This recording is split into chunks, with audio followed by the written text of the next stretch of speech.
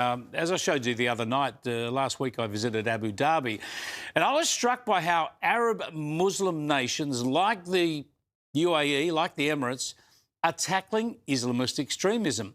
After the horrors of Bondi, it's clear that they're doing better than us. They're showing us the way. Now, former Federal Education Minister Alan Tudge has been working in the UAE, and he wrote a piece for the Australian Financial Review on this very topic, and he joins me now. Thanks for joining us, Alan. Excellent piece that you wrote, such an important topic for us. Explain to us what we can learn from Muslim nations like the UAE.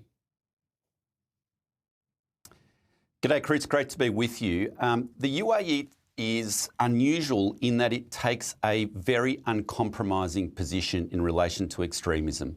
It simply doesn't tolerate it in any form and sees it as a cancer on its society, which it must root out at the prevention stage. Now, what that means in practice is a bunch of different things, including banning, for example, the Muslim Brotherhood, which funds so much of the extremism. It means licensing the imams and monitoring what they are preaching so that radicalisation does not occur there. And if any misbehaviour is occurred, those imams get removed.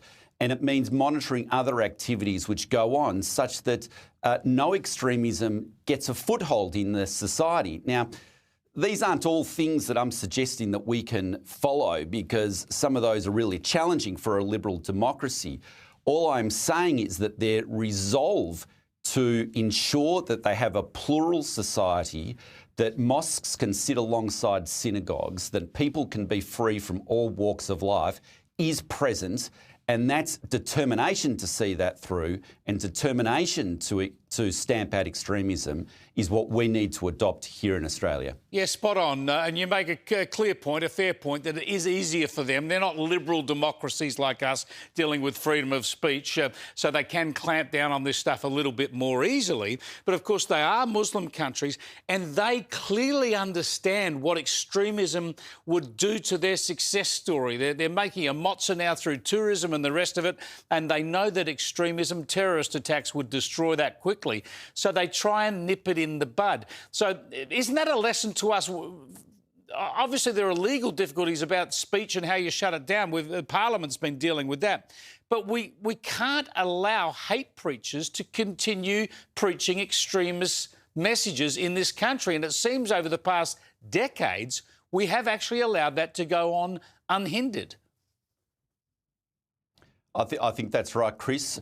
Certainly if there's any hate preachers out there today who are preaching extremist messages, they should be removed from the country if they're not Australian citizens and they are just residents or on other types of visas.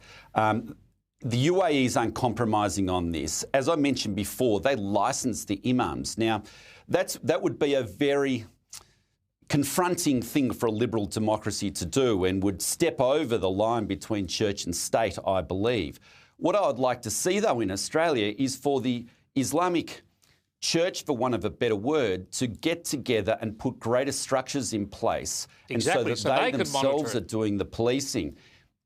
So they can monitor it in the same way now that the Catholic Church, for example, monitors all of the Catholic priests. They have to go through training. They get monitored. If there's misbehaviour, then they get removed. That needs to happen and ideally led by the Islamic leadership themselves. And if they don't do that, I think the state will have to step in. But then it gets into murky territory, as I'm suggesting.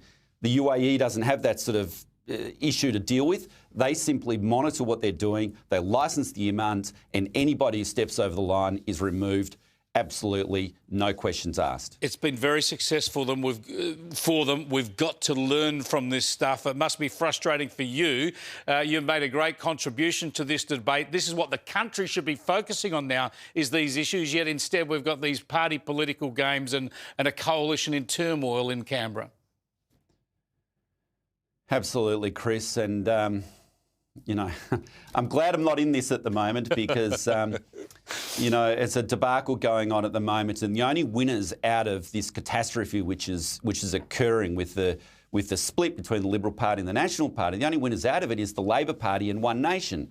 The Australian public aren't the winners out of it because, as you said before, you need a strong opposition in order to hold the government to account, and that's in everybody's interest. So I hope they can get it together again. I hope that they can quickly resolve the differences, form a coalition and be an effective opposition.